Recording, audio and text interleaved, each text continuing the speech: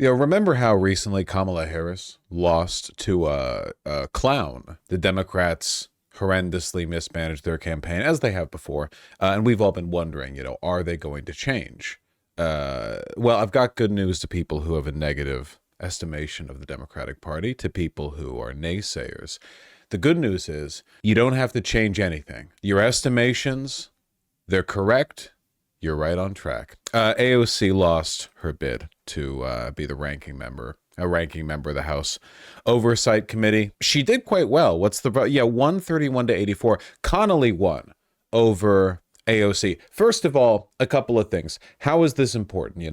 Well, this is important in a wide variety of procedural ways that, the policy wonks and nerds, they can talk till the cows come home. I'm interested in a very particular angle on this. So let me get all the preliminaries out of the way. First of all, AOC was almost guaranteed to lose this. She is so young. I mean, 30.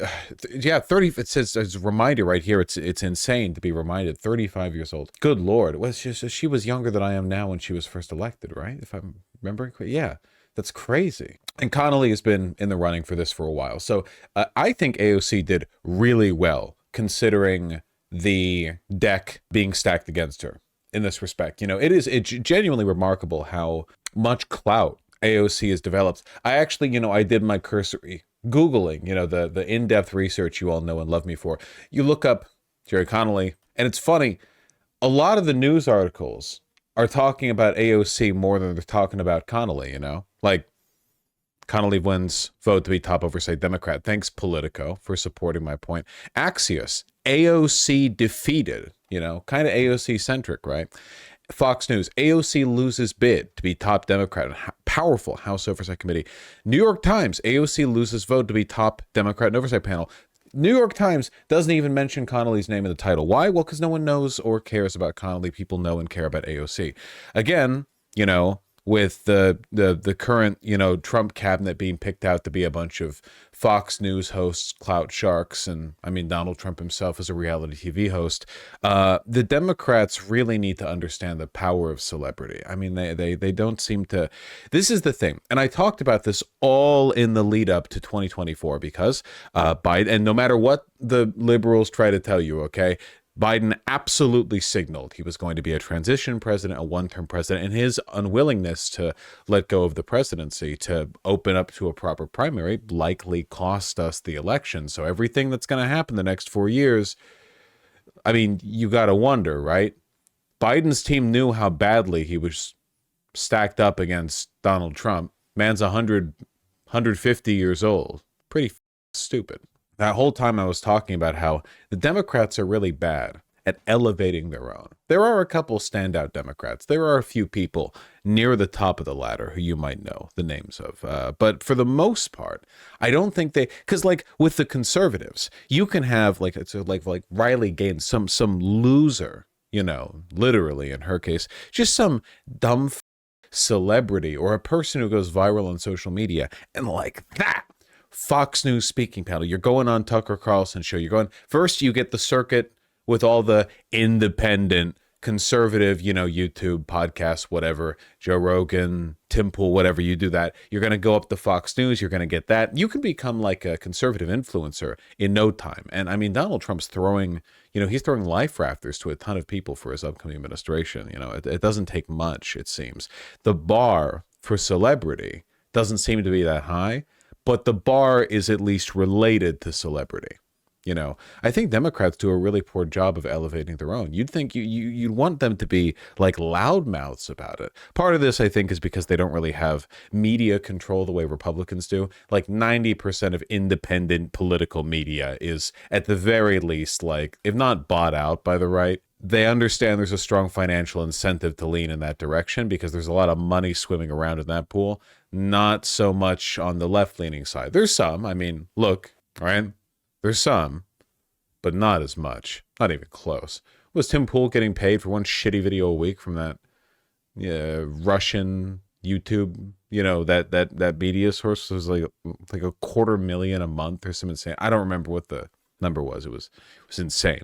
Absolutely psychotic. Anyway, the reason why these news articles are talking about AOC more than they are Connolly is because AOC is the one who matters here.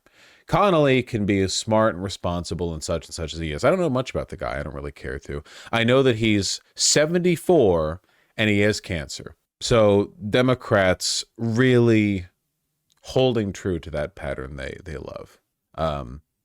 Just, God, it's like with Pelosi and with my brain has wiped her name clean from the 1 million year old woman, the one who acted contemptuously to those upstart kids who were concerned about the climate crisis, and all the liberals were like, no, she can't retire even though she's 1 million years old. And Feinstein, right? Diana.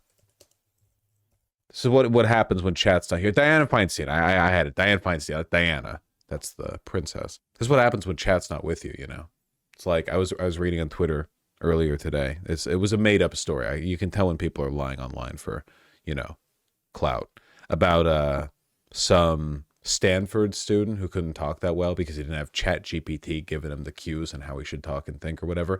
That was fake. This is real. Me without chat, I'm bumbling out here. Okay, it's sad. Being a live streamer, it really erodes a part of your brain. My tragedy aside, Jerry Connolly, he's very old. He will probably die of being old or cancer or both sometime soon. Again, nothing against him in particular. But it continues to shock me how aggressively Democrats resist opportunities to take a hold of the microphone. Bernie Sanders obviously being the biggest one, considering the fact that Kamala Harris lost by the margins and within the groups that Bernie Sanders did particularly well with, because he, speaks to people who are dissatisfied with the system in this case being represented by a literal, septuagenarian. I mean, again, maybe he's a nice guy. I don't know. But come on. AOC winning would have made headlines. And that matters. There's this strange belief that they have that people's beliefs, the constituency's beliefs, exist in a vacuum. What the people want is a fixed property. It doesn't change. And all you can do as a politician is win over groups. Target your messaging specifically to hit as many key, topics within each demographic, get the necessary 51% or 53 on account of the electoral college, and then skedaddle with your victory. But your words change people's perceptions. There are a lot of people, not necessarily right-leaning people, but people who like AOC but don't like the Democrats. It's because AOC is, passionate, younger, more left-leaning, more authentic, more populist. I'm not saying anything you haven't heard before. And I didn't expect her to win. It's just another reminder that victory here will never be achieved because of the Democrats, only in spite of them. The way out of this, and we're in a deep hole right now, okay? Let's not pretend the Democrats didn't do a little oopsie. This is a huge problem. The country, all of this and what's going to happen. It's a big problem. And a lot of that blame falls at their feet.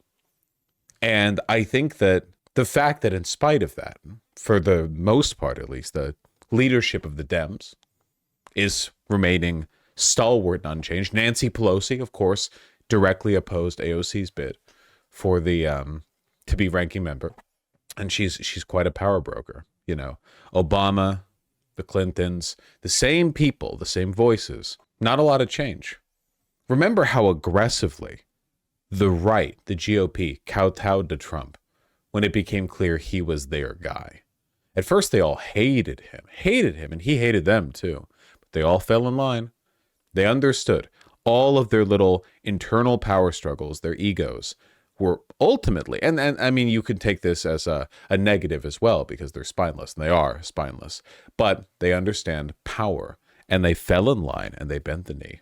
Now, the RNC is essentially controlled by Trump. Money that runs through it goes directly to his personal finances, his legal fees. Not that he has those anymore since he's been absolved of, the charges are dropped. We're not going to get out of this unless the Democrats learn how to use power. People's beliefs, their desires, their interests are malleable. You can control them. And I think that if you take a look at policies alone, what the Democrats offer is objectively, measurably, not only better for, but more popular with a great many Americans. You go policy by policy, Republicans don't stand a chance. Why then did Republicans win? Messaging. Messaging, popularity, narrative, populism. Democrats forget this. So they whine about how their policies were technically better. Yeah, they were better. And they were, a little bit better. Like, they were a lot better than what Trump offers, the outright destruction. But that's kind of like a low bar to clear. You know what I mean? I mean, you're making at best milquetoast improvements, and you're puffing your chest out because the other guys just want to smash everything with a hammer. I mean, you're doing better, but that doesn't mean you're doing great. I do have high hopes for AOC's future within the party. I don't think she's cucked out yet. I think she's got a bit of fire in her, maybe even more now that Trump has won. I think that stuff like this tends to suppress liberals and energize leftists, the good leftists at least. There are plenty of shit leftists out there who are gonna, use this as they make fun of liberals for going to brunch or whatever. And then they're going to do the same thing, except their version of brunch is like podcasts and sneering condescension. It's not good. AOC has a future. Damn good speech she gave at the DNC too. Strong stuff. I mentioned this during that speech, but the big tell for the good guys, the good ones say working class, and the bad ones say middle class. Middle class has always been a cheap and inaccurate descriptor. It doesn't tell you very much. It tells you of aspiration. It tells you of the American dream. The American dream, white picket fence, middle class, middle income. What's middle class? Lots of people with 2 cars and a white picket fence, $37,000 of credit card debt.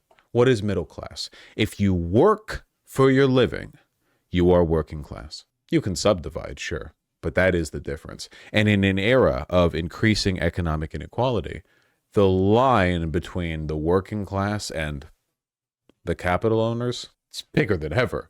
It's a pretty clear distinction. Something like half of Trump's cabinet is billionaires. The shadow president is the wealthiest man in the world. And every day he goes on Twitter. Every minute of every hour he goes on Twitter and talks about how the real threats to society are poor people, homeless people, progressive politics, and not giving him more government subsidies. The line couldn't be clearer. People want an alternative to this, but I'm not going to lie. A lot of what the right is pushing for right now, not all of it, but a lot of it, is really just a keyed up low IQ version of what Democrats have been facilitating since the Clinton administration. Cutting the welfare state? Yeah. Deregulation? Yeah.